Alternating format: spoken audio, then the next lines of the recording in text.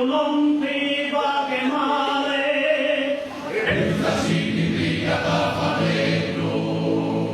vieni tranquillo, non ti va che male, è una mia che l'ugolone, sai che era fina manzano,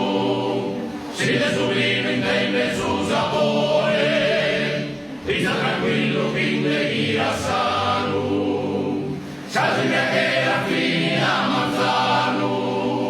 si le sublime intende il suo sapore, ti sta tranquillo che via sano. Si che fatta se che sta su mi che